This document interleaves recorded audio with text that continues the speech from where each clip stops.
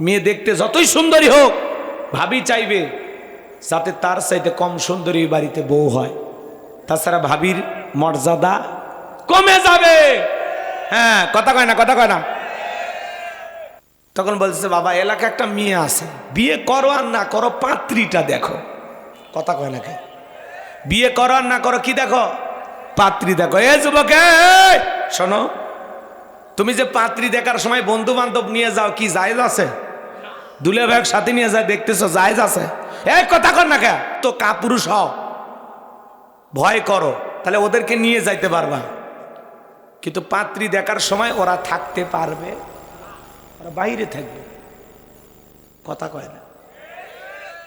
পাত্রী দেখতে গেলে দুইজন মহিলাকে সাথে নিয়ে যাবেন, মার বোনকে সাথে নিয়ে যাবেন।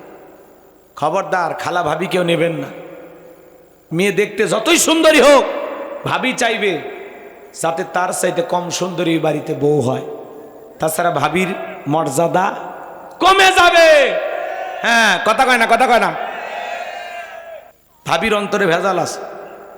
আর মেয়ে দেখতে যতই সুন্দরী হোক খালা যদি সাথে যায় বলবি আর চাইতে আমার বাড়ির লাভলি ভালো, কারণ খালার বাড়িতে একটা রেডি হয়ে আছে।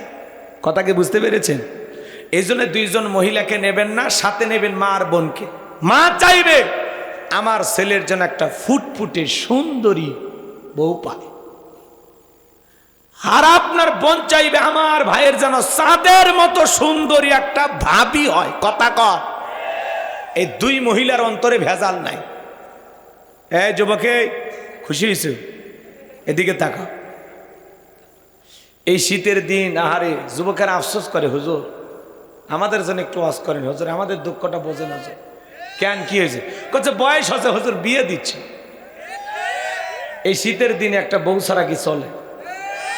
আল্লাহ যুবকদের জন্য একটা নেককার বিবির ব্যবস্থা করে দেন। জোরে কোন আমিন। অভিভাবক যারা আছেন, ছেলে মেয়ে যুবক যুবতী হলে সাথে সাথে বিয়ে পড়ায় দিবেন। বেশি দেরি করা যাবে না, বেশি দেরি করলে এরা গুনাহে লিপ্ত হয়ে যাবে। কথা বলে ডেকে না। আমার দিকে তাকান। এইবার লোকমানে হাকিমের সন্তান পাত্রী দেখার জন্য চলে গেছে বাজান। মেয়েটা এতটাই সুন্দরী, তখনকার বিশ্ব সুন্দরী বললেও ভুল হবে না, এতটাই সুন্দরী মেয়ে। লোকমান হাকিমের সন্তান এক নজর দেখার পরে মনে মনে ভাবতেছে বিয়ে যদি করি এই মেয়েকে করব, বউ তো এরকম সুন্দরী হওয়াই দরকার। জোরে খন মারহাবা। এইবার মুরব্বীরা ডেকে বলে বাবা পাত্রী কেমন দেখলা? কয় মাশাআল্লাহ মেয়ে আমার পছন্দ হয়ে গেছে। তখন বলতেছে বাবা বিয়ে যেহেতু করবা, এই মেয়ের একটা গোপন সমস্যা আছে। দেখবেন এলাকায় পাত্রী দেখতে গেলে আশেপাশে লোকজনের কাছে খবর নেন মেয়েটার চরিত্র কেমন, চলাফেরা কেমন। তখন অনেকে বলে এই মেয়ের কথা বলতেছেন উমুকের মেয়ে, কয়েকদিন আগে 7 দিন কক্সবাজার থেকে একটা আইফোন নিয়ে আসছে। কথা ঠিক কিনা? এই মেয়ের আগে ভাইগে গেছে কয়েকবার, এরকম বলে কিনা বলেন? এলাকার মানুষ গোপন তত্ত্ব ফাঁস করে দেয়। লোকমানে হাকিমের সন্তানকে মুরব্বী ডেকে বলে বাবা মেয়ে হতো তোমার পছন্দ হয়ে গেছে, কিন্তু এই মেয়ের একটা গোপন সমস্যা আছে। এই মেয়ের এর আগে 1 নয় 2 নয় 10 বার বিয়ে হয়েছিল, প্রত্যেকটা স্বামী বাসর ঘরে মারা গেছে, একটা স্বামীও বাসর ঘর থেকে জীবিত বের হয় নাই। তোমার সিরিয়াল 11 নাম্বার, এইবার তুমি বলো রাজি আছো না নাই? লোকমানে হাকিমের সন্তান আছে নাকি বলেন? লোকমানে হাকিমের ছেলে বিয়ে করতে চায়। পুরো ঘটনাটা কি শুনবেন? কার কার আগ্রহ আছে একটু হাত তুলে দেখান তো বাজান।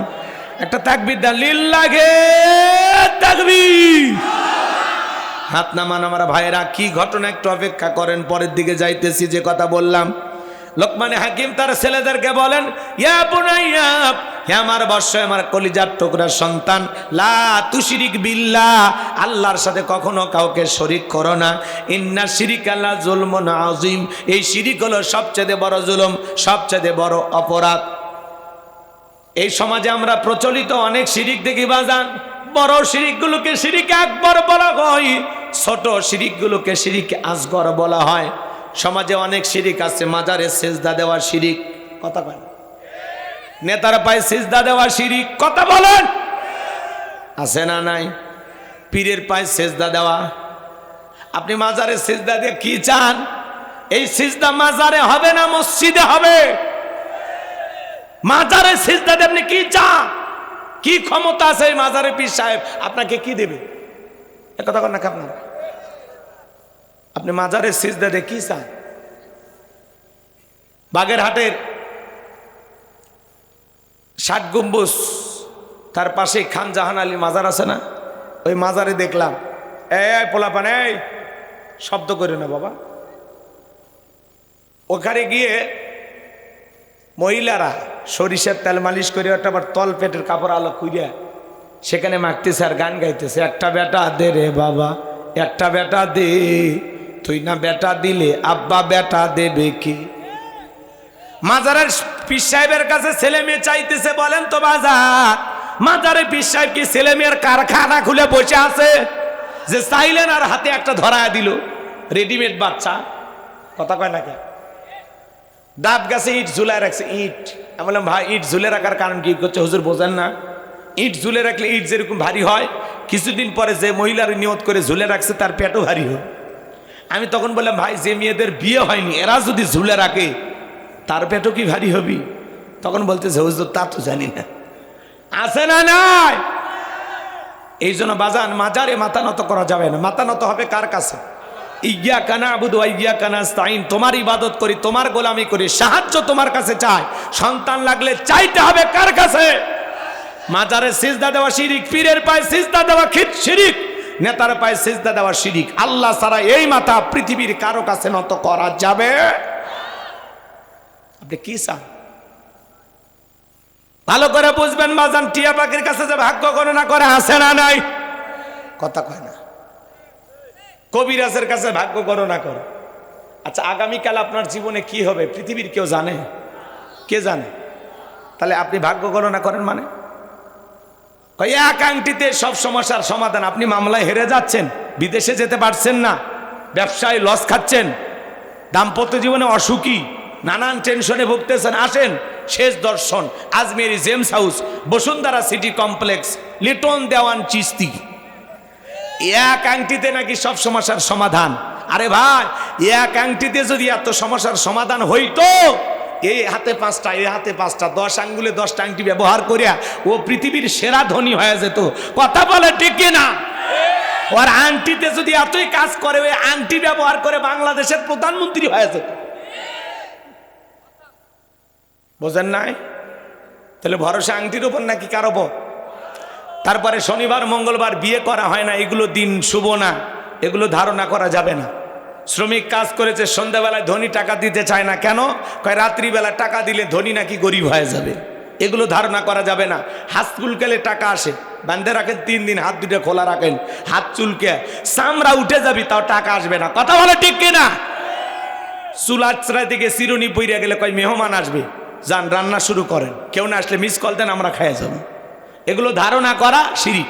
নতুন ছেলের বউ চা বানায় দিকে কাপটা করে ভাঙ্গে গেছে, কয় অলক্ষণে কুলক্ষণে বউ আসছে।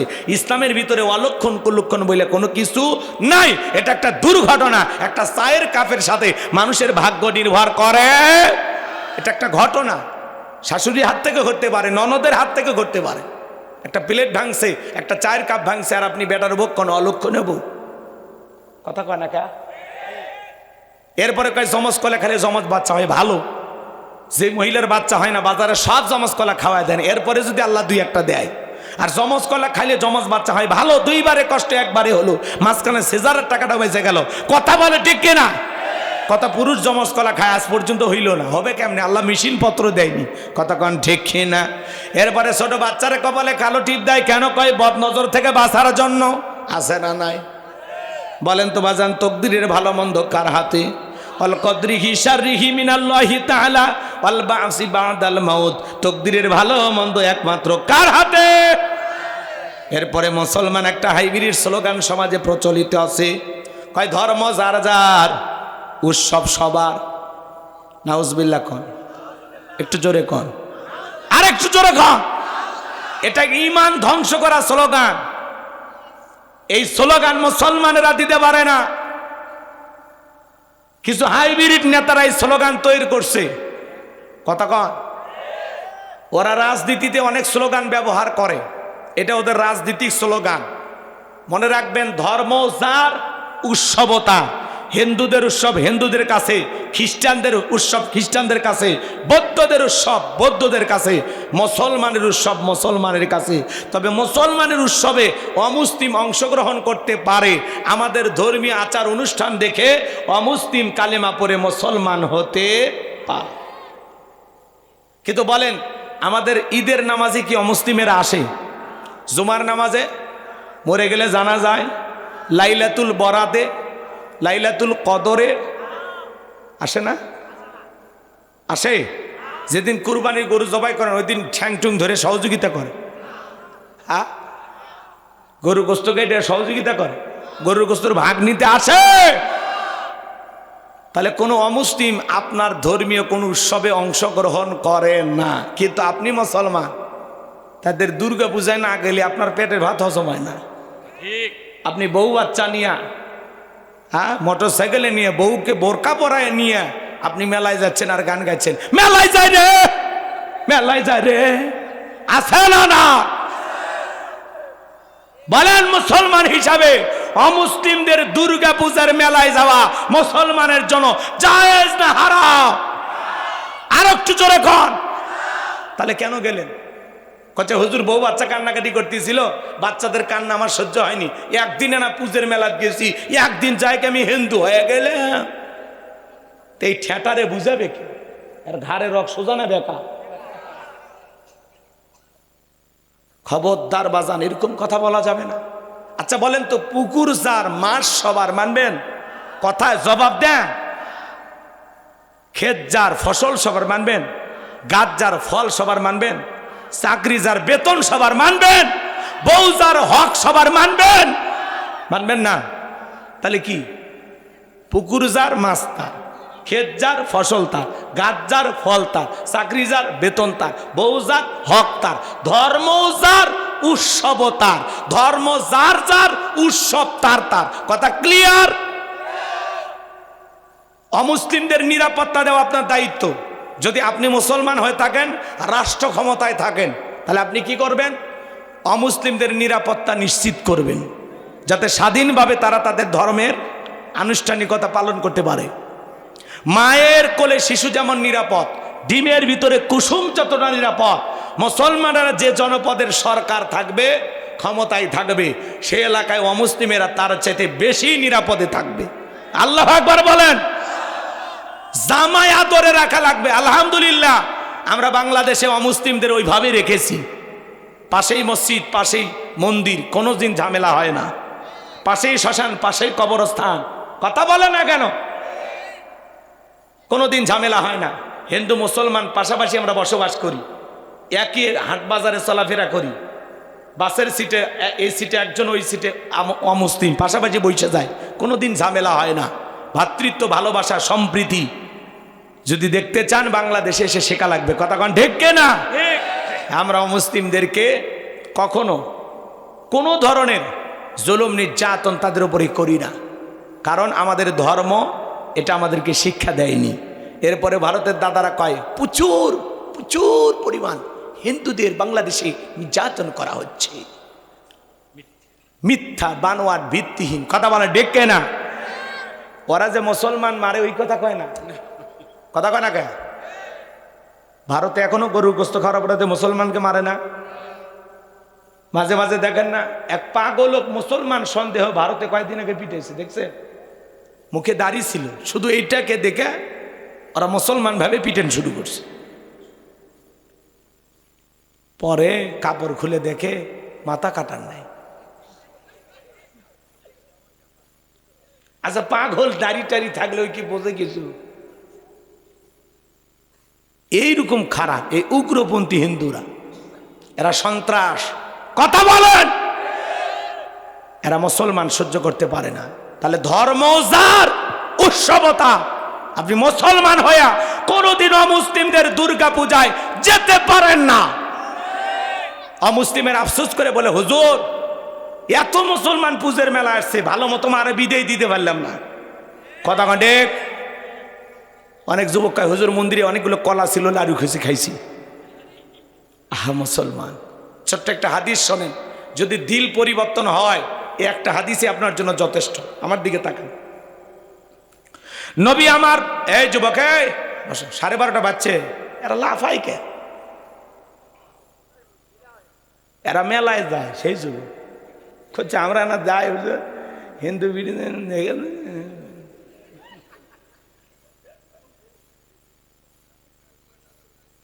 কে কৃষক যায় বুঝি না, জোরে খন যাওয়া যাবে না। যেখানে আল্লাহর সাথে প্রকাশ্যে শিরিক হচ্ছে, আল্লাহর সমকক্ষ স্থির কইরা যেখানে প্রতিমা বানায় সরাসরি আল্লাহর সাথে শিরিক করা হচ্ছে, এখানে যখন তখন আল্লাহর গজব আসতে পারে। কথা বলেন না কেন? যেখানে আমার আল্লাহকে বাদ দিয়ে আর একটা প্রতিমা বানায় ওরা পূজা করতেছে, সেখানে আপনি কেমনে যান? অনেক মুসলমান নির্বাচন আর ভোটের ঠেলায় মন্দিরে যায়। এ কথা কর না কেন? কয়েকটা ভোটের আশায় মুসলমান যায় মন্দিরে, আছে না না? আবার বলতেছে আপনার মায়ের কাছে কিছু চাইলে আমাদের জন্য চাইবে, মানে আল্লাহ দিতে ব্যর্থ হয়েছে। এরকম নেতা আছে না নাই? কয়েকটা ভোটের জন্য নেতা যা শুরু করছে, কথা বলেন, এদেশে কি মনে করছেন? এদেশে কি দেখতেছে? ভোটের জন্য যা শুরু হয়েছে, এই এখনো যা দেখতেছে, এখন গরিবের দাম বাড়ছে, প্রত্যেক নেতা আছে গরিবের পাও তেল মেকিচ্ছে। আপনি যদি কন না আমার পাও টিপে দে ভোট দেবো, তাও দিবি। এখন আপনি যা করবেন ওই তাই শুনবি, কথা কয় না গা? হ্যাঁ, এক সুফি সম্রাট আল্লাহওয়ালা এক, বাপরে বাপ, নির্বাচনের আগে মাথায় টুপি, গায়ে পাঞ্জাবি, আসমান থেকে মানে জিবরাইলের খালু এসছে। আর তাদের পেছনে আপনি 1.5 টাকার বিরিয়ার চা খায়, স্লোগান দেন বল্টু ভাইয়ের চরিত্র ফুলের মতো পবিত্র, নামাজ পড়া একক, গাঁজা খায় 5 ওয়াক্ত, ঘুমশ্রীতে পাকা ভক্ত, শয়তানের 1 নাম্বার ভক্ত, হুজুর যে জন্য খুবই শক্ত, চুষে খাই গরিবের রক্ত। পোস্টার লেখা আছে গরিবের বন্ধু, ভোট দিয়ে দেখেন গরিবের কয় নাম্বার শত্রু। কথা কন ঠিক না? পোস্টার নিচে লেখা আছে সেবা করার সুযোগ দিন। আমি তো দেখি অ্যাঙ্গেলে মার দেওয়া আছে ধনী হওয়ার সুযোগ দিন। কথা কন? ওরা যতই চাপাবাজি মারুক লাভ হবি না। মনে রাখবেন, ইসলাম ছাড়া এই সমাজে শান্তি আসবে না। ডক্টর কামালির তৈরি করা সংবিধান আর লেনিন কার্লমার্ক্সের গণতন্ত্র দিয়া এই বাংলার ভূখণ্ডে শান্তি প্রতিষ্ঠিত হবে না। বাংলাদেশে যদি টেন্ডারবাজি, চাঁদাবাজি, খুন, ধর্ষণ, চাঁদাবাজ মুক্ত বাংলাদেশ গড়তে চান, তাহলে এই জমিনে আল্লাহর কোরআনের পার্লামেন্ট কায়েম করা লাগবে। কথা বলে ঠিক না? এই জমিনে আল্লাহর আইন চালু হোক। কারা কারা চান হাত তুলে দেখান তো দেখি। লিল্লাহে তাকবীর, লিল্লাহে তাকবীর। এই জমিন তো সেই জমিন যেই জমিনের মানুষেরা ইসলামের জন্য রক্ত দেয়, আলেমদের জন্য রক্ত দেয়। কথা বলেন, দেননি রক্ত? কথা বলেন, দেননি রক্ত? আমি জানি আপনারা অনেক ভালো মানুষ। সম্মানিত ভাইয়েরা আমার, নবী আমার সাহাবায়ে কিরামদেরকে ডেকে বলল, আমার সাহাবীরা, একজন ব্যক্তি একটা মাছি মেরে জাহান্নামে চলে গেল, আর একজন ব্যক্তি একটা মাছি না মেরে জান্নাতে চলে গেল। সাহাবায়ে কিরাম ডেকে বলেন, নবী বুঝতে পারলাম না, ঘটনাটি আপনি আমাদেরকে খুলে বলেন। নবী তখন বলেন, আমার সাহাবীরা শোনো, এক দেশে এক জালেম বাদশা ছিল, রাস্তার মনে মনে প্রতিমা বানায় রাখছে। ওই জালেম বাদশার নিয়ম হলো, যত মানুষ রাস্তাতে হেঁটে যাবে প্রতিমার নামে কিছু না কিছু দিয়ে যাওয়া লাগবে। একজন ইমানদার হেঁটে যায়, জালেম বাদশার লোকেরা ডেকে বলে, প্রতিমার নামে কিছু না কিছু দিয়ে যাও। ইমানদার ডেকে বলে, না, প্রতিমার নামে কোনো কিছু দেওয়ার মতো আমার কাছে কিছুই নাই। জালেম বাদশার লোকেরা ডেকে বলে, ইমানদার, ওই যে প্রতিমার নাকের ঢোকায় মাছি পড়ে আছে, ওখান থেকে একটা মাছি মেরে নিরাপদে চলে যাও। ইমানদার চিন্তা করলো, মাছি মারলে কি এমন অপরাধ হবে? একটা মাছি মেরে নিরাপদে চলে গেলেন। কিছুদিন পর আর একজন ইমানদার হেঁটে যায়, জালেম বাদশার লোকেরা ডেকে বলে, প্রতিমার নামে কিছু দিয়ে যাও। ইমানদার ডেকে বলে, না, প্রতিমার নামে দেওয়ার মতো আমার কাছে কোনো কিছুই নাই, আর আমি একজন ইমানদার, প্রতিমার নামে কোনো কিছু দেওয়া আমার জন্য শিরিক। কি কি? জালেম বাদশার লোকেরা ডেকে বলে, শোনো, হয় প্রতিমার নামে কিছু দেওয়া লাগবে, আর না হলে বাদশার নিয়ম অনুযায়ী দেহের কাল্লাটা ফেলায় দিব। ইমানদার ডেকে বলে, কাল্লা দিতে রাজি, আল্লাহ দিতে রাজি নাই। আল্লাহু আকবার। এইবার বাদশার লোকজন ডেকে বলে, শোনো, ঝামেলা করতে চাই না, কিছুই যদি না থাকে দেওয়ার মতো, ওই যে প্রতিমার নাকের ডোকায় মাছি পড়ে আছে, সেখান থেকে একটা মাছি মেরে নিরাপদে চলে যাও। ইমানদারকে যখন অফার দেওয়া হলো, ইমানদার ডেকে বলে, ভাই, প্রতিমার নামে মাছি মারার মতো শিরকও আমি করতে পারবো না। তখন এইবার বাদশার লোকেরা ডেকে বলে, হয় শোনো, প্রতিমার নামে একটা মাছি মারবা না, গলে বাদশার নিয়ম অনুযায়ী এক কোপে কাল্লা ফেলে দিব। ইমানদার ডেকে বলে, ভাই, কাল্লা দিতে রাজি, আল্লাহ দিতে রাজি নাই। জালেম বাদশার লোকেরা এবার এক কোপে ইমানদারের দেহ থেকে কাল্লাটা জমিনে ফেলা দিল। কাটা কাল্লা থেকে আওয়াজ আসে, জালেম বাদশারা শুনে রাখ, আমি কাল্লা দিলাম, তবুও শিরকের কাছে মাথা নত করলাম না। নবী আমার ডেকে বলেন, সাহাবীরা শোনো, যে ব্যক্তি মাছি মেরে নিরাপদে চলে গেল, ও মাছি মেরে নিরাপদে যায় নাই, ও মাছি মেরে নিজেকে জাহান্নামে নিয়ে গেল। আর যে ব্যক্তি মাছি না মেরে কাল্লা দিয়ে গেল, সে রক্তের সাগরে ভাসতে ভাসতে আল্লাহর জান্নাতে পৌঁছে গেল। বলুন সুবহানাল্লাহ। আমার দিকে তাকান বাজান, শেষ একটা উদাহরণ দেই, এরপরের পরের আয়াতে যাব, তাই বলে আর শেষ না, কথা বাকি আছে। আমার দিকে তাকান। মনে করেন আপনার বাড়িতে জয়পুরহাট থেকে একটা ভিআইপি মেহমান আসবে, গেস্ট।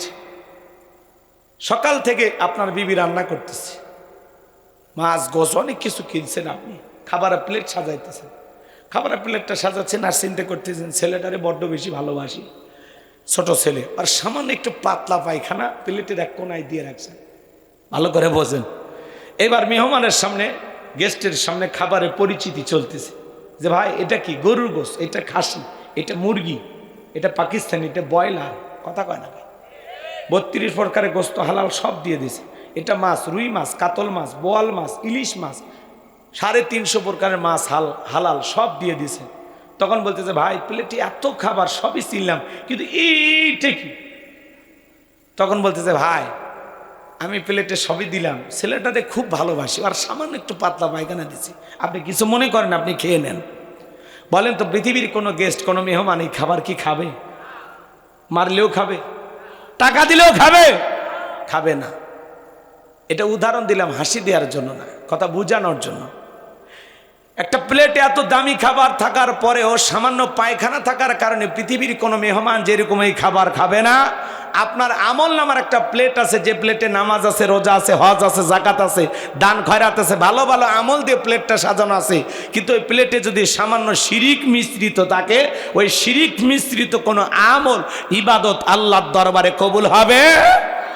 আপনার শিরিক থাকার কারণে সমস্ত ভালো আমলগুলো বরবাদ হয়ে যাবে, কথা বলে ঠিক না? তাহলে শিরিক কত মারাত্মক বুঝে ফেলেছেন? কথা কেন এতক্ষণ যে বুঝাইলাম, বুঝেছেন আপনারা? তাহলে আল্লাহর কাছে বলেন, আল্লাহ শিরিক মুক্ত ঈমান দাও। বলেন বলেন, আল্লাহ আমাদের সবাইকে শিরিক মুক্ত ঈমান দাও। চিল্লা কোন আমিন, আর একটু জোরে বলেন আমিন। তাহলে মনের অজান্তে আমাদের দ্বারা কোনো শিরিক যেন না হয়, এই বিষয়ে আমরা অবশ্যই সতর্ক থাকব ইনশাআল্লাহ। লোকমানে হাকিম দেখেন, লোকমানে হাকিম যখন তার ছেলেদেরকে এইভাবে পরিচয় করা দিলেন, কার সাথে? আল্লাহর সাথে। জোরে বলেন, কার সাথে? আমার আল্লাহ এত খুশি হয়ে গেল, ডেকে বলে, লোকমান, তুমি তোমার ছেলেদেরকে আমার সাথে পরিচয় করা দিলা, এইবার আমার দায়িত্ব তোমার ছেলেদের সাথে তোমার পরিচয় করে দেওয়া। আল্লাহু আকবার বলেন। এবার 14 নম্বর আয়াতে আল্লাহ তাআলা তখন পিতা মাতার ওয়াজ করলেন। আমি লম্বা করব না, সংক্ষিপ্ত 2-3 মিনিট কথা বলে পরের আয়াতে যাব। সামনে একটু যুবক আর মা বোনদের একটু ওয়াজ হওয়ার দরকার আছে না নাই? কথা কনে দরকার আছে না নাই? লিল্লাহি তাকবীর। আমার আল্লাহ রাব্বুল আলামিন বলেন, ওয়াসাইনাল ইনসানা বিওয়ালিদাইহি হামালাতুহু উম্মুহু ওয়াহানান আলা ওয়াহানি ওয়া ফিসালুহু ফি আমাইনি আনিশকুরলি ওয়ালিওয়ালিদাইক ইলাইয়াল মাসির। আর একটু জোরে বলেন আল্লাহু আকবার। আমার আল্লাহ রাব্বুল আলামিন বলেন, আমি তো মানুষকে তার মাতা পিতার প্রতি সদাচরণের নির্দেশ দিয়েছি, কারণ হলো তার মা কষ্টের পর কষ্ট সহ্য করে সন্তানটাকে গর্ভধারণ করে 2-2.5 বছর বুকের দুধ পান করায়। সুতরাং আমার প্রতি কৃতজ্ঞ হও, মাতা পিতার প্রতি কৃতজ্ঞ হও। আর তোমরা সবাই তুমি আল্লাহর দিকেই প্রত্যাবর্তন করবা। বলুন আল্লাহু আকবার। আর একটু জোরে বলুন আল্লাহু আকবার। ও চাচা কই যান? চাচি মিস কল দিছে নাকি? আচ্ছা, এত অস্থির কে আপনারা? দোয়া করব বলেন। আজকে পিতা মাতার ওয়াজ অনেকে ভালো লাগবে না, কারণ আপনি আপনার মা বাবার সাথে সুসম্পর্ক রাখতে পারেননি। এই ওয়াজ আপনার কাছে আগুনে জ্বলার মতো মনে হবে। আপনি খালি ছটফট করবেন এই ওয়াজকে। আমার মা বাবা কত খারাপ হুজুর জানেন? আমার মা কত খারাপ আপনি জানেন? কথা কয় না কে? কি করছে? কয় সম্পত্তি আমারে কম দিয়েছে। আছে না নাই? আচ্ছা, কোনো পিতা মাতা যদি তার সন্তানকে সম্পত্তি কম দেয়, কাউরে বেশি দেয়, কাউরে কম দেয়, এই জন্য দায়ী কে? মা বাবা। আপনার হক নষ্ট করছে আপনার মা বাবা। কিয়ামতের ময়দানে কারা হিসাব দেবে? আপনার মা বাবা। কথা কয় না কে? কিন্তু আপনাকে তো খারাপ ব্যবহার, তাদের সাথে খারাপ আচরণের অধিকার ইসলাম দেয়নি। কথা কন ঠিক কেনা? কথা বোঝেন নাই? আর পিতা মাতার উচিত, সন্তান তো সবই আপনি জন্ম দিয়েছেন, সন্তান তো সবাই আপনার, তাদের হক সঠিকভাবে দিবেন। এক ছেলেরে বেশি আর এক ছেলেরে কম, মেয়েরে বেশি ছেলেরে কম, ছেলেরে বেশি মেয়েরে কম, এরকম ভারসাম্য করবেন না। কথা কয় না কেন? আল্লাহ প্রত্যেকটা অভিভাবককে হেদায়েত দান করেন। আজকে 95% ফ্যামিলিতে পিতামাতা নির্যাতন আর জুলুমের শিকার, কারো কাছে বলতেও পারে না। মা বাবার কষ্ট দেখার পৃথিবীতে আল্লাহ ছাড়া আর কেউ নাই। কথা বলেন, কথা ঠিক? মা বাবা কার কাছে অভিযোগ দেবে? কে শুনবে তাদের আহাজারি আর্তনাদ? এই যুবকের দল শুনে যাও, 5টা মিনিট আমি মা বাবাকে নিয়ে কথা বলে আমার পরের আয়াতের দিকে আমি যাব। দিল দিয়া কথাগুলো বুঝে যান বাজান, গভীর মনোযোগ দিয়ে কথাগুলো শুনে যান। এই পৃথিবীর জমিনে একজন মা সন্তানের জন্য কতটা কষ্ট করে, বর্তমান পৃথিবীর ডাক্তার গবেষণা করে বলতেছেন, সন্তান যখন মায়ের গর্ভে চলে আসে, মান 3-4 মাস খাইতে পারে না, মার বমি ভাব হয়। সন্তান আস্তে আস্তে যখন মায়ের পেটে বড় হয়, আপনি আমি মায়ের পেটে যেই জায়গাতে ছিলাম, এই জায়গাটা মাত্র 10 ইঞ্চি। সন্তানের বয়স যখন 6 মাস হয়ে যায়, মায়ের গর্ভে থাকার মতো জায়গার সন্তানের নাই, ওই 10 ইঞ্চি জায়গা পুরোটা কভার হয়ে যায়। তখন আল্লাহ তাআলা সন্তানের বয়স যখন 7 মাস 1 দিন, বর্তমান পৃথিবীর ডাক্তার গবেষণা করে বলতেছেন, তখন আল্লাহ তাআলা সন্তানের 2টা পা মার কলিজার সাথে লাগাইয়া দেয়। সন্তান 1 ইঞ্চি বড় হলে সন্তান লাথি দিয়া মার কলিজাটা 1 ইঞ্চি উপরে তুলে ধরে। বর্তমান পৃথিবীর ডাক্তার গবেষণা করে বলেছেন বাজান, সন্তান ভূমিষ্ঠ হওয়ার আগ পর্যন্ত কমপক্ষে 4 থেকে 5 ইঞ্চি লম্বা হয়। ওই সন্তান তখন 4-5 ইঞ্চি মার কলিজাটা পা দিয়ে উপর দিকে তুলে ধরে থাকে। আহারে, যেই সন্তান সবচাইতে কম নাড়াচাড়া করে, ওই সন্তান মায়ের গর্ভে থাকা অবস্থায় 4,500 বার মায়ের পেটে লাথি মারে। আপনিও মারছেন, আমিও মারছি বাজান। সন্তান ডেলিভারির সময় যখন চলে আসে, 8-9 মাস যখন হয়ে যায়, মার পেটটা যখন তরমুজের মতো বড় হয়ে যায়, মা ঘুমাইতে পারে না, সারা রাত জায়গায় জায়গায় কাটায় দেয়। যে মা সারা রাত নির্ঘুম কাটা দিল রে যুবক, সারা রাত জেগে জেগে নফল নামাজ পড়লে যে সব হয়, মায়ের আমল নামায় আমার আল্লাহ সেই সব লিখে দেয়। সুবহানাল্লাহ। সন্তান ডেলিভারির সময় যখন চলে আসে, গভীর নিশীথে মা বাবার 2টা পা জড়াইয়া কান্দে। মায়ের চোখের পানিতে বাবার যখন ঘুম ভেঙে যায়, ডেকে বলে, কি ব্যাপার বিবি, এত রাত্রিবেলায় কেন তুমি কান্না করো? ডেকে বলে, স্বামী, কত মহিলা বাচ্চা জন্ম দিতে মারা যায়, আমি যদি মারা যাই আমারে তুমি মাফ করে দিও। এই নাও সংসারের চাবি বুঝাইয়া দিলাম। ও স্বামী, আমার বড় ভয় করে, আরো দেখা হবে। এই কথা বলে দুঃখিনী মা চলে যায় দাইমার ঘরে। প্রসবের যাতনায় মা দাঁত মুখ কামড়ায়, কি যে ব্যথা, কি যে যাতনা, কি যে কষ্ট, দুনিয়ার মা ছাড়া কেউ বুঝবে না। নবীর এক সাহাবী মাকে কাঁধে করে নিয়ে খানায় কাবা তওয়াফ করতেছে। আমার নবী বলে, সাহাবী কাঁধে কে? বলে, হুজুর আমার মা। নবী বলে, সাহাবী 6 বছর বয়সে আমি মাকে হারিয়েছি, মায়ের সেবা করা আমার কিসমতে জোটে নাই। মায়ের সেবা করতেছো দেখে বড় ভালো লাগতেছে। সাহাবী ডেকে বলেন, হুজুর আমি যে আমার মাকে কাঁধে করে নিয়ে খানায় কাবা তওয়াফ করলাম, আমি কি আমার মায়ের হক আদায় করতে পেরেছি? আমার নবী বলেন, সাহাবী আল্লাহ যদি তোমাকে কিয়ামত পর্যন্ত হায়াত দেয় আর তুমি যদি তোমার মাকে নিয়ে এইভাবে খানায় কাবা তওয়াফ করো, তোমার মা তোমাকে জন্ম দেওয়ার সময় প্রসবের যাতনায় শব্দ করেছিল, ওই একটা শব্দের হক দুনিয়ার কোনো সন্তান আদায় করতে পারবে না। বলুন আল্লাহু আকবার। এই জন্য নবীজি বলেন, হোমা জান্নাতুকা ওয়া নারুকা, তোমার পিতামাতায় তোমার বেহেশত, তোমার পিতামাতায় তোমার দোজখ। পিতামাতা খুশি, আরশের মালিক আল্লাহ খুশি। পিতামাতা বেজার, আরশের মালিক আল্লাহ বেজার। হে যুবক, গভীর মনোযোগ দিয়ে কথাগুলো শোনো। প্রসবের যাতনায় মা দাঁত মুখ কামড়াই, যেদিন সন্তান পৃথিবীর জমিনে ভূমিষ্ঠ হবে ওই দিন সবচাইতে বড় 3টা লাথি মায়ের পেটে মারে। কয়টা লাথি?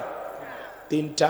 প্রথম বড় লাথি যখন মারে, সন্তান এতদিন যে প্যাকেটের ভিতরে ছিল, যে কভারের ভিতরে ছিল, এই কভারটা ফেটে যায়। এরপরে আর একটা জোরে লাথি মারে, তৃতীয় লাথিটা এত জোরে মারে বাজার, মা সহ্য করতে পারে না। মাথার বুক কামড়াই, চোখের পানি ছেড়ে দিয়া কাঁদে, গুমরে গুমরে কাঁদে। বর্তমান পৃথিবীর ডাক্তার গবেষণা করে বলতেছেন, বাজান সন্তান ভূমিষ্ঠ করতে গিয়ে মা 1.25 কেজি থেকে 2 কেজির মতো রক্ত শরীর থেকে ঢেলে ফেলে দেয়। সন্তান যখন দুনিয়াতে আসে কত মা জ্ঞান হারায় ফেলে। ওই সন্তানের ওম্মা ওম্মা কান্নার আওয়াজ যত দ্রুত মায়ের কানে পৌঁছাবে তত দ্রুত মা সুস্থ হবে। মার যখন জ্ঞান ফিরে আসে, ডেকে বলে, কই আমার সোনা মানিক, আমার কোলে দাও। মা সন্তানকে কোলের মধ্যে নিয়ে সন্তানের চেহারার মধ্যে মায়ের অন্তরে আল্লাহ এত মায়া, এত মমতা, এত ভালোবাসা দিয়েছে। সন্তানের চেহারা দেখার সঙ্গে সঙ্গে মা ডেকে বলে, বাবা তোর চেহারাটা দেখার পরে এতদিন গর্ভে রাখার কষ্ট, প্রসবের যাতনা আমি মা সব তোর চেহারাটা দেখা ভুলে গেলাম। বলুন সুবহানাল্লাহ। হে যুবক, যে মা নিজে না খায় তোমার আমার মুখে খাবার তুলে দিল, ওই মায়ের সাথে বেয়াদবি করা যাবে না, কষ্ট দেওয়া যাবে না। হে যুবক, আজকে ডায়েরিতে লেখা রাখো 2026 সাল 14ই জানুয়ারি। আমি গুনাহগার, যা বলে যাই দিল দিয়া কথাগুলো শুনে যাও আর ডায়েরির পাতায় লিখে রাখো, তুমি যেই পরিমাণে তোমার মা বাবাকে কষ্ট দিবা, তোমার সন্তান ওই পরিমাণে কষ্ট একদিন তোমারেও ফেরত দিবে। কথা কয় না? তুমি মা বাবার সাথে ভালো আচরণ করবা, তোমার সন্তানও ভালো আচরণ করবে। তুমি তোমার মা বাবাকে বাড়ি থেকে তাড়ায় দিবা, একদিন তোমার সন্তানও তোমারে তাড়ায় দিবে। যে সন্তানেরা পিতামাতাকে ঘর থেকে আলাদা করে দেয়, তাড়িয়ে দেয়, এই সন্তানগুলো মা বাবাকে তাড়িয়ে দেয়নি, নিজের ভাগ্য থেকে জান্নাতকে তাড়িয়ে দিয়েছে। কথা বলে ঠিক না? এই যুবকের দল শোনো, 2টা পা গায়ে আমি তোদের পা ধরে অনুরোধ করে বলে যায়, মা বাবার মনে কষ্ট দিও না। এক শিক্ষিত লোকের গল্প পড়েছিলাম, বাড়িতে অনেক খাবার, তেহেরি নিহেরি বিরিয়ানি রোস্ট, সেই খাবার একটা ভাঙ্গা প্লেটে কিছু এটো খাবার দিয়ে ছোট্ট ছেলেকে বলতেছে, যাও বাবা এটা তোমার দাদু ভাইকে দিয়ে আসো। এখনকার বাচ্চারা তো কম্পিউটার, জন্ম নিয়ে নাসা বিজ্ঞানী, কথা কর না কেন? তখন বলতেছে, আব্বা আমরা তো ভালো খাইলে আমার দাদুর জন্য এটো খাবার ব্যাপার কি? বলে, তোর দাদুর এই খাবারে চলবে, যা দিয়ে আয়। তখন বলতেছে, আব্বু তাহলে আমি প্লেটটা যত্ন করে রেখে দেব, ঠিক দাদুর মতো যখন আপনার বয়স হবে এই প্লেটে করে আমি আপনাকে খাইতে দেব। শিক্ষিত মানুষ বিবেকের দরজা খুলে গেছে, ভাঙ্গা প্লেটের খাবার ফেলে দিয়া সন্তানকে বুকে জড়ায় বলে, বাবা কলেজ বিশ্ববিদ্যালয়ে যা শিখতে পারি নাই আজকে তোর কাছে তাই শিখলাম।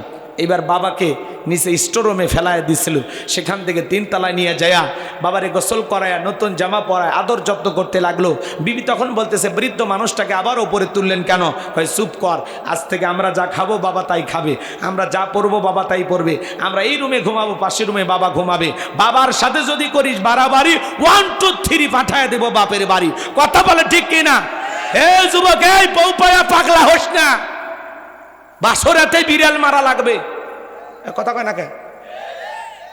বউ পায় খালি সেলফি তুলে আর ছবি ফেসবুকে ক্লিক, সেলফি তুলে ফেসবুকে ছেড়ে দেয়। দোস্ত দেখো তো আমার বউটা কেমন দেখা যায়। কথা কয় না কে? যারা বইয়ের ছবি ফেসবুকে ছাড়ে এর চাইতে মগা মদন আর কেউ আছে? হ্যাঁ, কথা কয় না কে? এই অফিস কথা কয়।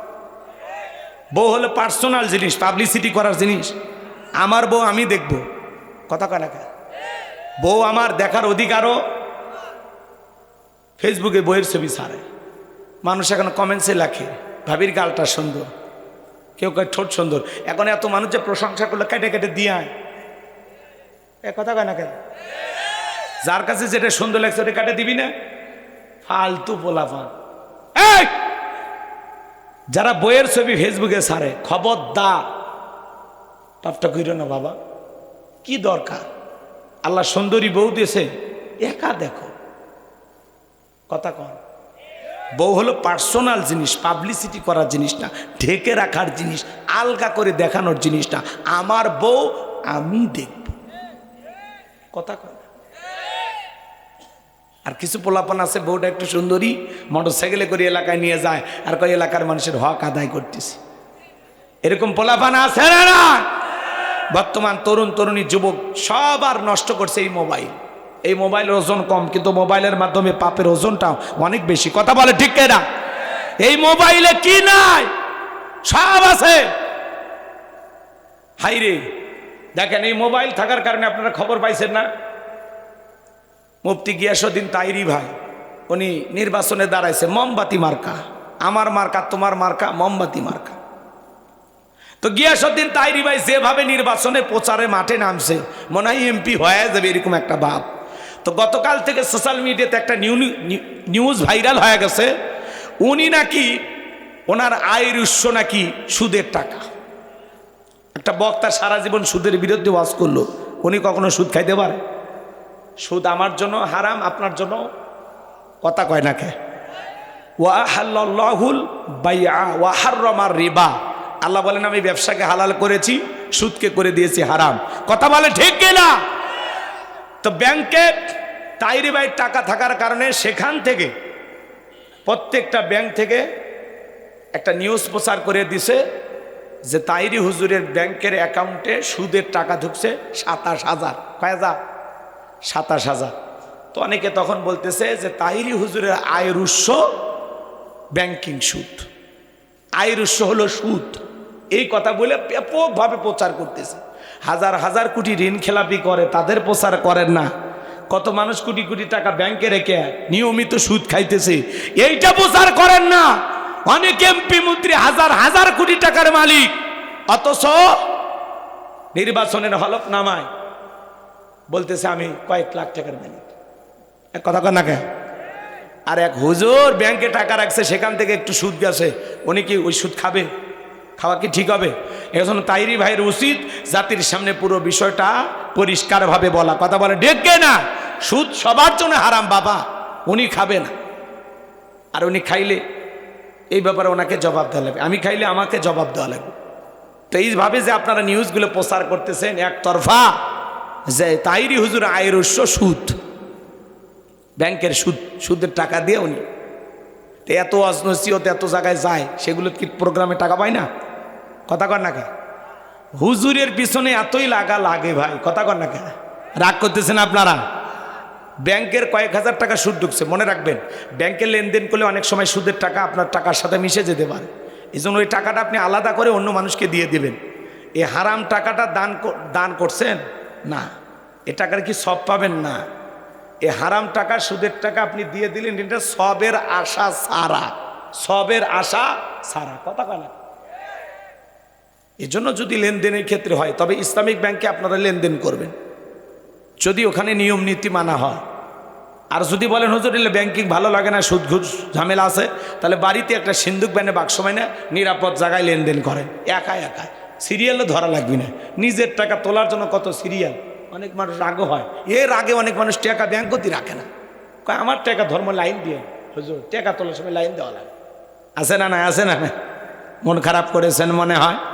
আমার ভাইয়েরা, তাহলে তাইরি হুজুরের আয়ের উৎস সুদ, এই কথা বলে আপনারা প্রচার করলেন। বাংলাদেশে আরো এমপি দাঁড়াইছে, কার কার ব্যাংকে লেনদেনে সুদের টাকা আছে, এইটাও জাতির সামনে প্রচার করা লাগবে। কথা বলেন। তাহলে এই মোবাইল এসে যুবকেরা তাইরি ভাইয়ের হিসাবটা দেখতে পারলেন। কথা কয় নাকি? তাহলে এই মোবাইলে সব আছে না নাই? ভালো খবরও আছে, খারাপ খবরও আছে। যুবক যুবতী একা একা জানালা দরজা লাগায়া মোবাইলে উল্টাপাল্টা ভিডিও আছে না না?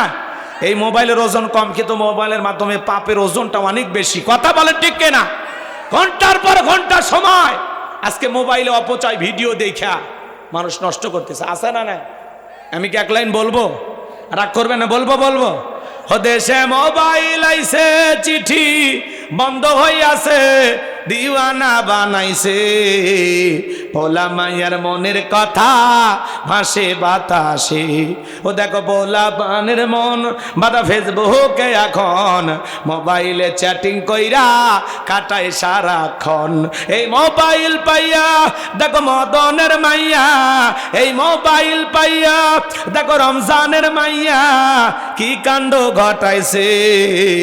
স্বামী সংসার আইখা নাকি পলায়া গেছে, স্বামী বাচ্চা রাইখা নাকি পলায়া গেছে। 2 বাচ্চার মা, 4 বাচ্চার মা পরকীয়া প্রেম করে আর একটা ছেলের হাত ধরে পালিয়ে যায়। যে নারী স্বামী রেখে সন্তান রেখে আর একটা পরপুরুষের হাত ধরে পালিয়ে যায়, ওটা নারী জাতির কলঙ্ক, পাষাণী ডাইনি কালনাগিনী রাক্ষসী মহিলা। কেমনে পারলি মা স্বামী রেখা বাচ্চা রেখা আর একটা ছেলের হাত ধরতে? কেমনে পারলি? কেমনে পারলি? তোমার কি স্বামীর মায়া হইল না? সন্তানদের মায়া হইল না? আল্লাহর ভয় কি তোমার অন্তরে নাই? কথা বলে না কেন? হাজার হাজার পরিবার আজকে এই পরকীয়ার অভিশাপে 2 বাচ্চার মা, 4 বাচ্চার মা ভাগে যাচ্ছে। আপনাদের এলাকায় নাই? আর না জয়পুরহাট এলে ঘটেনি, ভারতে হচ্ছে ভাই, এদেশে এখনো চালু হয়নি। এই জন্য মা বোনদেরকে বলতেছি, মা পরপুরুষের কথা মিষ্টি লাগে, স্বামীর কথা তিতে লাগে। স্বামীর তিতে কথা সহ্য করো, তিতে খাইলে রোগ সারবে। পরপুরুষের কথা মিষ্টি লাগে, বেশি মিষ্টি খুঁজো না, ডায়াবেটিস বাড়বে। অন্য পুরুষ 2 দিন হঠাৎ হঠাৎ একটু মিষ্টি কথা বলে, ওর সাথেও 6 মাস 1 বছর সংসার কইরে দেখো, এমন জায়গায় মারবে ডাক্তারকেও দেখাইতে পারবি না। কথা কোন ঠিক কিনা? কয়টা স্বামীর সংসার করছো? কয় হুজুর আমার স্বামী খুবই খারাপ। আপনার স্বামী ফিরাউনের চেয়েও খারাপ। 71 সাল থেকে আজ পর্যন্ত কয়বার বিয়ে হয়েছে? স্বামী খারাপ না? একটা স্বামীকে ভালোবেসে একটা স্বামীর মনোরঞ্জন করতে পারেন না, একটা স্বামীকে সন্তুষ্ট রাখতে পারেন না, একটা স্বামীর মন খুশি রাখতে পারেন না, আপনি তো স্ত্রী হওয়ার যোগ্যতা রাখেন না। কথা কোন ঠিক না? পাগলি। কথা কয় না কেন?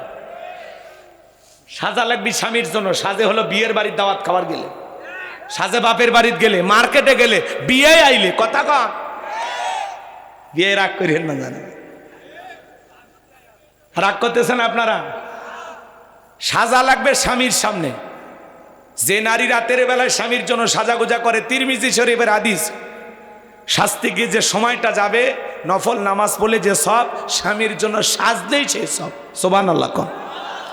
যাতে ঘরের দরজা খুলে আপনার চেহারার দিকে তাকায়া আপনার স্বামী যেন অবাক হয়ে যায়, পরে না চোখের পলক, কি আমার বইয়ের রূপের ঝলক। আপনারা দেখে যেন আপনার স্বামী পাগল হয়ে যায়। কথা ঠিক না? খুশিতে আত্মহারা হয়ে যায়। পাগলি। রাগ করছেন? খুব খুশি হয়েছেন না? হ্যাঁ। এই পরকীয়ার অভিশাপে হাজারো পরিবার ধ্বংস। এই পরকীয়ার জন্য শুধু নারীরাই দায়ী না, পুরুষও দায়ী। এক হাতে তালি বাজে না।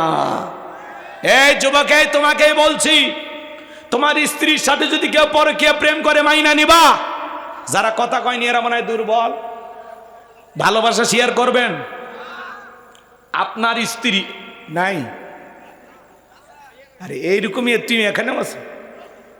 আচ্ছা, যার বউ নাই আর দুনিয়াত কিচ্ছু নাই। বউ না পাইলে দুনিয়ার মজা তো বুঝবি না। জ্বালা কারে কয় একটা বিয়ে করে দেখ। বউ নাইতে আবার ইতিহাসের পাতায় লেখা লাগবে নাকি? চুপচাপ থাকো, নাই তো ভালো আছো।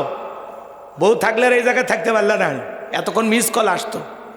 কথা বল না কে? রাগ করতেছেন আপনারা? আমার যুবক ভাইরা শোনো,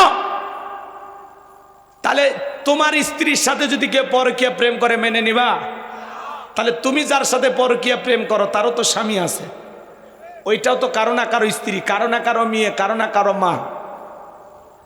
এদিক খেয়াল করেন, কোন স্ত্রীর কোন মেয়ের স্বামী আছে এমত অবস্থায় ওই মেয়ের সাথে যে প্রেম করে, এর রুচি হিরো আলমের চেয়েও খারাপ। তোর রুচিতে বাঁধে না, তোর বিবেকে বাঁধে না যে একটা মেয়ের স্বামী আছে, সেই নারীর দিকে কেমনে নজর যায়? এই দুনিয়া থেকে মেয়ের অভাব আছে? বাংলাদেশে বর্তমানে 50 লাখ 44 লাখ, এদের কিছুদিন আরো বাড়তেছে, 44 লাখ পুরুষের চাইতে নারীর বেশি। পুরুষের চাইতে 44 লাখ নারী বেশি, নারীদের সংখ্যা এখন বেশি। আল্লাহু আকবার কোন। আবার এমত অবস্থা হাইকোর্ট থেকে রায় হয়ে গেছে, যদি দ্বিতীয় বিবাহ করতে চান তাহলে প্রথম স্ত্রীর অনুমতি লাগবে না। কথা কয় না কে? এটা শুনে যে পোলাপান যা খুশি রে ভাই। আচ্ছা, যুবকদের খুশি হয় লাভ আছে? তোমার তো একটা বই নাই, আগে একটা কথা কয় না কে? তারপরে না দুইটা খুঁজবা। কথা কয় না কে? আছে না না? আর বাংলাদেশের যুবকদের শরীরের যে অবস্থা,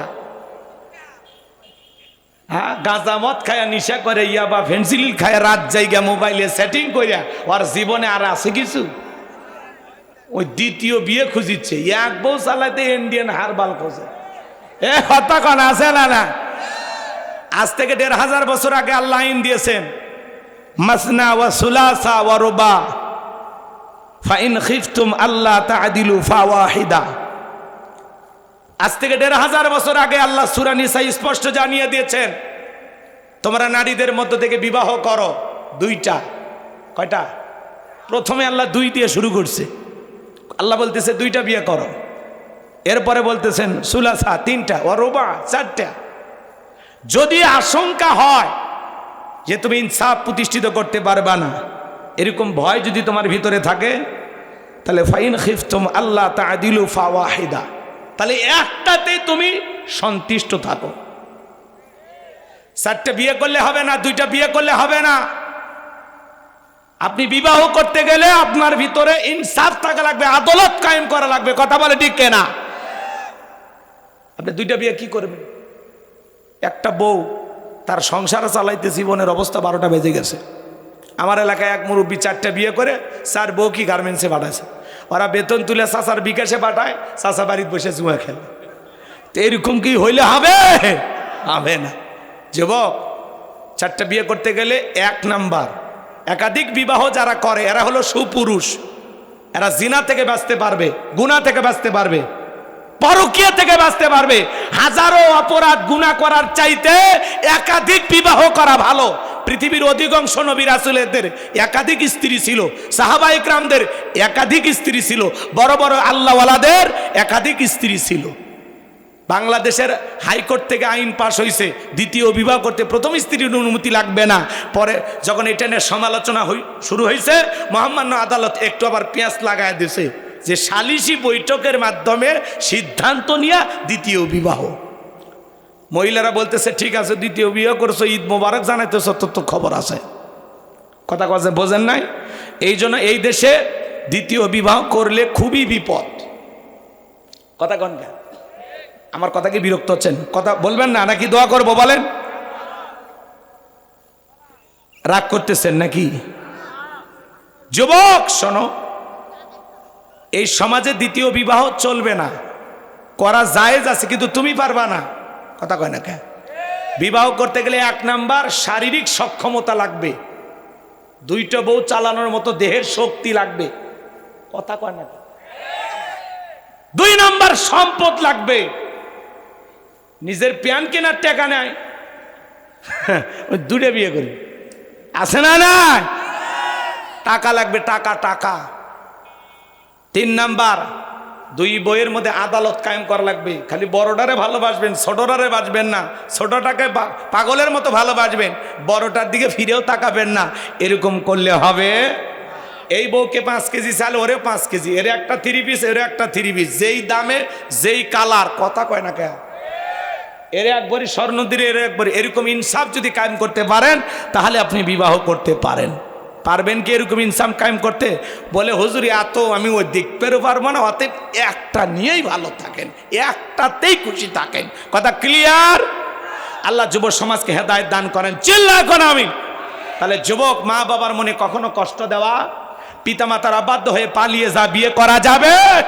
পিতামাতা বেজার হয়, কষ্ট পায়, এমন কোন কাজ করা যাবে? তাহলে পিতামাতার খেদমত করে তাদের মন খুশি রাখতে, তাদের দোয়া নিয়ে কারা কারা জীবন চালাতে রাজি? হাত তুলে দেখান। আল্লাহ আমার প্রত্যেকটা যুবক ভাইদেরকে পিতামাতার খেদমতকারী সন্তান হিসেবে কবুল করুন। চিল্লা বলুন আমিন। আর একটু জোরে বলুন আমিন। আমার ভাইয়েরা, এরপরে লোকমানে হাকিম তার কলিজার টুকরা সন্তানদেরকে বলতেছেন, ইয়া বুনাইয়া ইন্নাহা ইন তাকু মিসকালা হাববাতিন মিন খারদালিন ফাতাকুন ফি সখরাতিন আও ফিস সামাওয়াতি আও ফিল আরদি ইয়াতি বিহাল্লাহ ইন্নাল্লাহা লাতীফুন খাবীর। দেখে বলতেছি, আমার বর্ষে আমার কলিজার টুকরা সন্তান, তুমি যদি সরিষার দানার পরিমাণও কোনো কিছু করো, সেটা যদি শিলা গর্ভে থাকে, আকাশে থাকে, কিংবা মাটির নিচে থাকে, আল্লাহ এইটাও হাজির করবেন। আল্লাহ সূক্ষ্মদর্শী, সব বিষয়ে তিনি খবর রাখেন। ছেলেকে বলতেছে, বাবা, বনে হোক, জঙ্গলে হোক, পাহাড় হোক, পর্বতে হোক, যেখানে তুমি ভালো কাজ করবা, সেটা যদি সরিষার দানার পরিমাণও ছোট হয়, ওই ভালো কাজটা আল্লাহ তোমার আমল নামায় লিপিবদ্ধ করে রাখবে, ওইটাও আল্লাহ তাআলা আমল নামায় হাজিরি করাবেন। আর যদি সরিষার দানার পরিমাণও ছোট্ট গুনাহের কাজ করো, ছোট্ট কোনো অপরাধ করো, পাপের কাজ করো, ওইটাও তোমার আমল নামায় লিপিবদ্ধ করা হবে। যুবক, তুমি কি মনে করো জঙ্গল প্রেম করার জন্য মঙ্গল? জঙ্গলে কেউ না দেখলে একজন দেখতেছেন, তিনি কে? তুমি 14ই ফেব্রুয়ারিতে কার পেছনে গোলাপ ফুল নিয়ে ঘরে রে যুবক? পিতামাতার চোখে ফাঁকি দিতে পারবা, কিন্তু আল্লাহর কুদরতি চোখে ফাঁকি দেওয়া সম্ভব নয়। নির্দিষ্ট দিনে যারা ভালোবাসা দিবস পালন করে, এটা ভালোবাসা দিবস পালন না, এটা হলো কুত্তা কুত্তি দিবস, এটা বেহায়া দিবস, এটা অশ্লীলতার দিবস, হাজার হাজার নারী ধর্ষিতা হওয়ার দিবস। কথা বলেন, মুসলমানের ভালোবাসা 12 মাস। আমাদের তো জন্ম হয়েছে ভালোবাসার থেকে, কথা কয় না কে? আমাদের জন্মই হয়েছে ভালোবাসা দিয়ে, কথা কয় না কে? পিতামাতার বৈধ ভালোবাসার মাধ্যমে আমাদের জন্ম হয়েছে, আমাদের জীবনই শুরু হয়েছে ভালোবাসা দিয়ে। অতএব নির্দিষ্ট একদিন 14ই ফেব্রুয়ারি ভালোবাসা দিবস, এগুলো লন্ডন, আমেরিকা, পৃথিবীর অন্য অন্য রাষ্ট্রের মানুষ পালন করবে, কারণ ওরা কুকুরকে কোলে নেয় আর বাচ্চাকে ঠেলা গাড়িতে নিয়ে ঘোরে। কথা কয়, ওদের ভালোবাসার অভাব, ওদের ভালোবাসার জন্য বুকটা খা খা করিচ্ছে, কারণ ওরা কুত্তে নিয়ে ঘুরছে, আর আমরা বাচ্চাদের কোলে নিই, আদর করি। কথা কয়, বিবির পাশেই ঘুমায় নাকি আলাদা? তাহলে আমাদের ভালোবাসা 12 মাস।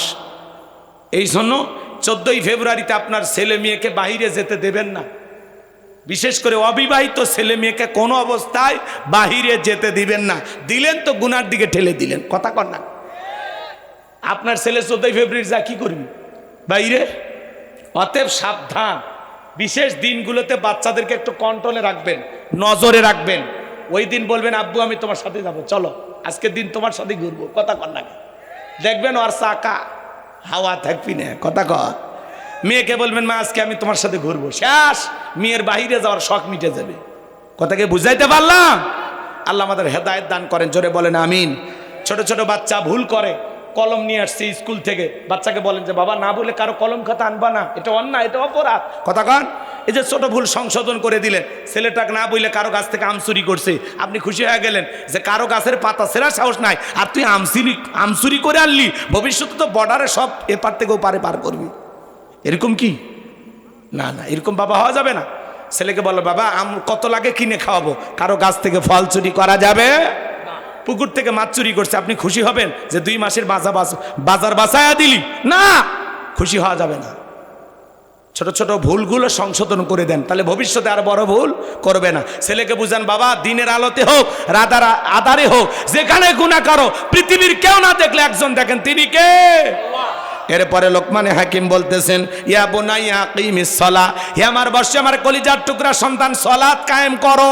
পরিবারের ভিতরে নামাজ কায়েম করার দরকার আছে না নাই? আরে ভাই, রাষ্ট্রীয়ভাবে কবে সালাত কায়েম হবে জানি না, আগে ঘরে কায়েম করেন। কথা কয় না কে? আপনি নামাজ পড়েন, আপনার বউ নামাজ পড়ে না, ছেলে পড়ে তো মেয়ে পড়ে না, মেয়ে পড়ে তো ছেলে পড়ে না, তার মানে আমার ঘরের ভিতরে তো ইসলাম কায়েম হয়নি। কথা বলেন।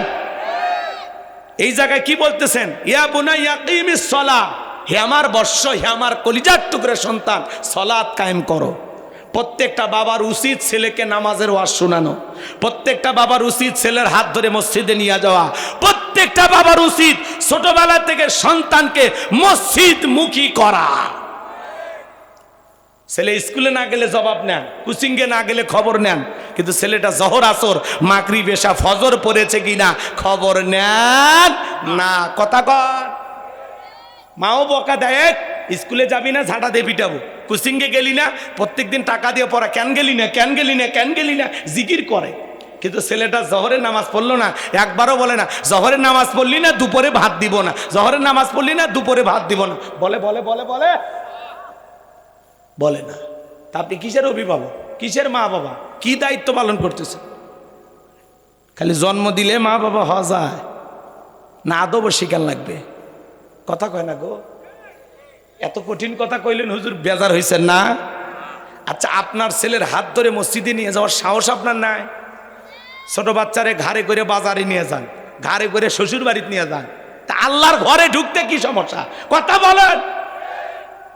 পৃথিবীর সফল বাবা তারা, ছেলের হাত ধরে মসজিদে নিয়ে যাবে যারা। আজকের শিশু আগামীর বাংলাদেশ, আমাদের ভবিষ্যৎ প্রজন্ম আমরা নামাজি হিসাবে গড়ে তুলবো। কারা হাত তুলে দেখেন তো দেখি। আল্লাহ কবুল করেন, চিল্লা বলেন আমিন।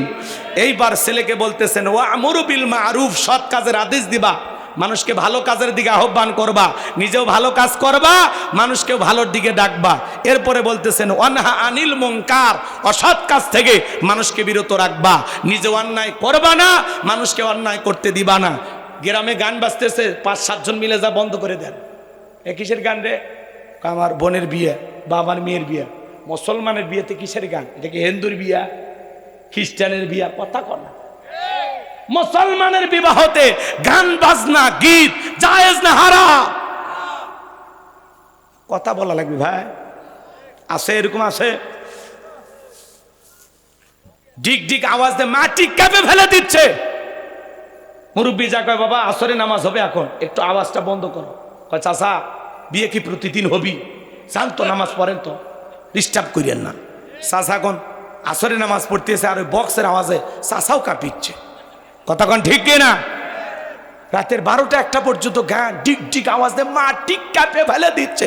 এই যুবক, আজকে বক্সের আওয়াজে ডিক ডিক আওয়াজে মাটি কাঁপাইতেছো, একদিন এই মাটির নিচে তুমি যাইবা, ওই মাটিতে দিন, ওই মাটি সেই দিন তোরে কোলে নিয়ে কাঁপাবে, চাপা দিবে। কথা কয় নাইট পালন করো, হ্যাপি নিউ ইয়ার পালন করো। কবরের প্রথম নাইটটা কিভাবে কাটবে একবারও ভাবলা না যে আমি কবরে কি করব, কবরে আমার কি হবে? কানে ইয়ারফোন লাগায় গান শুনতেছেন, আকাশ শুনতেছেন, বক্স বাজাইতেছেন, পুরো এলাকার মানুষকে গুনাহগার বানাইতেছেন। কথা কয় না কেন? আল্লাহ আমাদের হেদায়েত দান করুক। মসজিদ কমিটি সিদ্ধান্ত নেবেন যে আমাদের এলাকার বিয়েতে কোনো গান, কোনো গীত, কোনো বক্স বাজবে না। কথা কয়, কথা ক্লিয়ার কি বুঝছেন? আল্লাহ আমাদেরকে দায়িত্ব দিয়েছেন, সৎ কাজের আদেশ দাও, অসৎ কাজ থেকে মানুষকে বিরত রাখো।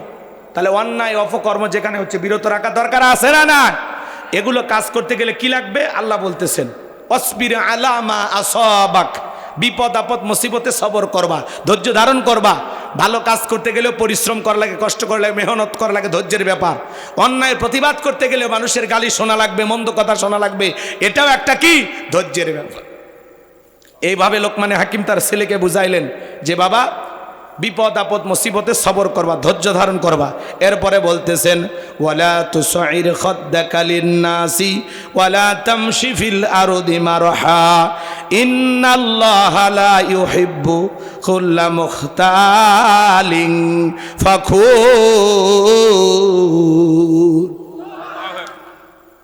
লোকমানে হাকিম ডেকে বলে, আমার সন্তান, কলিজার টুকরা সন্তান, মানুষকে তুচ্ছ তাচ্ছিল্য করবা না, অবজ্ঞা বলা করবা না। দেখেন মোটা মানুষ সে কোন মানুষক ধাক্কা মারবে চায়, তোর গাওয়াত কি আছে রে, এটা বডি রে, কথা কর না কে আছে না নাই ভাই? এই যে মানুষকে তুচ্ছ তাচ্ছিল্য করা, তোমার দেহে গোস্ত একটু ওজন সুন্দর, কে দিছে? আল্লাহ। ভাব দেখাইতেছ মরার আগে 14 কেজি হয়ে মরবো, কথা কা রাগ করতেছেন আপনারা? মানুষকে তুচ্ছ তাচ্ছিল্য করা যাবে না। বেশি সুন্দর মানুষ কালো মানুষ দেখতে পারে না, এই নাইজেরিয়ান মাল, কথা কয় না। এরকম তুচ্ছ তাচ্ছিল্য করে না, অবজ্ঞা অবহেলা করে না, এগুলো করা যাবে না বাজান, এখান থেকে বেরিয়ে আসা লাগবে। এরপরে বলতেছেন ওয়ালা তামশি ফিল আরদি মারহা, অহংকার করো না, দাম্ভিকতা করো না। তুমি কি পারবা পা দিয়ে জমিনটাকে ভাড়ায় ফেলতে? পারা যাবে? যারা অহংকার করে আমার আল্লাহ তাদেরকে পছন্দ করে, যারা অহংকারী তাদেরকে আমার আল্লাহ ভালোবাসে।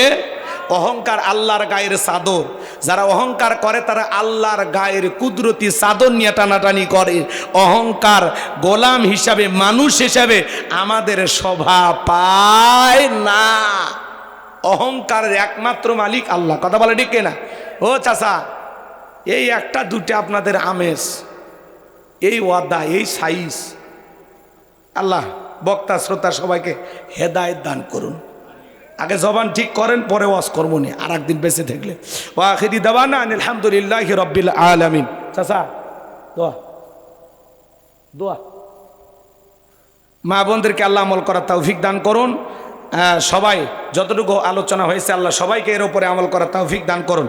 কারো কিছু বলার নাই না বাবা? আল্লাহুম্মা আমিন। রাব্বানা যালামনা আনফুসানা ওয়া ইল্লাম তাগফির লানা ওয়া তারহামনা লানাকুনান্না মিনাল খাসিরিন। বাড়াহত উত্তর পাড়া জামি মসজিদের উদ্যোগে প্রথম অধিবেশন কলেজার টুকরা যুব সমাজ কর্তৃক আয়োজিত আজকের তাফসিরুল কোরআন মাহফিলের শ্রদ্ধাভাজন সভাপতি আলহাজ নুরুল ইসলাম বাবাজিকে কবুল করেন। আলহাজ মোহাম্মদ আব্দুল কুদ্দুস মোল্লাকে কবুল করেন। আলহাজ মাওলানা বাড়ি মণ্ডল আল্লাহ প্রধান অতিথি, ওনাকে কবুল করেন। আলহাজ মোহাম্মদ হবিবুর রহমানকে আল্লাহ কবুল করেন। আলোচনা করেছেন আমার কলিজার ভাগিনা হাফিজ মাওলানা শেখ আবু ইউসুফের কণ্ঠ, আল্লাহ দ্বীনের জন্য কবুল করে নাও। দূর দূরান্তে থেকে যত নারী পুরুষ কোরআনের তাফসীর শোনার জন্য ছুটে এসেছে, আল্লাহ সূরা লোকমানকে সামনে রেখে আমি শুকরিয়া নিয়ে আলোচনা করেছি, শিরিক নিয়ে কথা বলেছি, পিতামাতার খেদমত নিয়ে সামান্য একটু হালকা নাড়া দিয়েছি, এরপরে গোপনে পাপ থেকে বেঁচে থাকার জন্য কিছু কথা বলেছি। যে 12টি উপদেশ দিয়েছেন তার মধ্যে বেশ কয়েকটি সামনে তুলে ধরিয়েছি। আল্লাহ যতটুকু আলোচনা হয়েছে আল্লাহ এই তাফসীর বুঝে বাস্তব জীবনে বক্তা শ্রোতার সবাইকে আল্লাহ আমল করা তৌফিক দিয়ে দাও, শিরিক মুক্ত আমল করা তৌফিক দাও, সবাইকে 5 ওয়াক্ত নামাজে বানায় দাও, মা বোনদেরকে নামাজি বানায় দাও, পর্দা করা তৌফিক দিয়ে দাও, স্বামীর খেদমত করা তৌফিক দিয়ে দাও, তাদের দাম্পত্য জীবনকে হযরত আলী আর ফাতেমার মতো ভালোবাসা দিয়ে আল্লাহ ভরপুর করে দাও। আল্লাহ তাআলা আজকের মাহফিল বাস্তবায়ন করার জন্য লাইটিং মাইটিং পোস্টার ব্যানার ডেকোরেটর ভাইরা সহ যারা যেভাবে সহযোগিতা করেছেন আল্লাহ সকলের সহযোগিতা কবুল আর মঞ্জুর করে নেন। এ দানে উসিলা করে কোটি কোটি টাকার মালিক বানায় দেন, দুনিয়া আখিরাতে ইজ্জত সম্মান বাড়ায় দেন।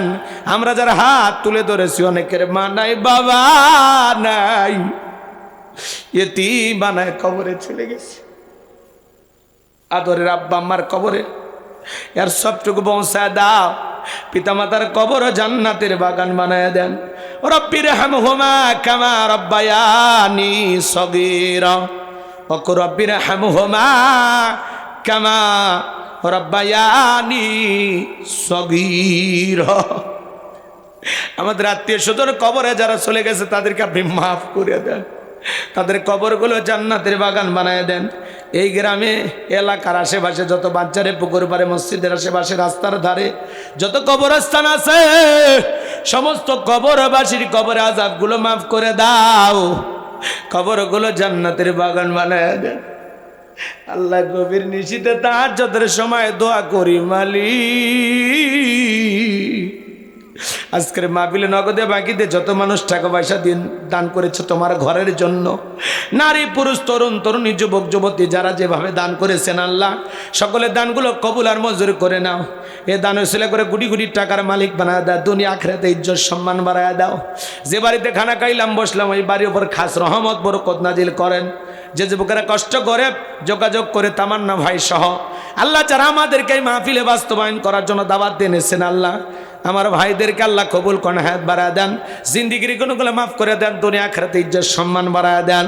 হায় আল্লাহ তাআলা আজকের মাহফিলে যত মানুষ আমার সাথে হাত তুলে ধরেছেন, কত দাড়ি ফাঁকা মুরব্বীরা, যুবকেরা, হাজী সাহেবের আলেম ওলামারা, মা বোনেরা সহ যারা যেভাবে হাত তুলে দোয়া চাইতেছেন আল্লাহ যার যা মনের বাসনা পূরণ করে দাও।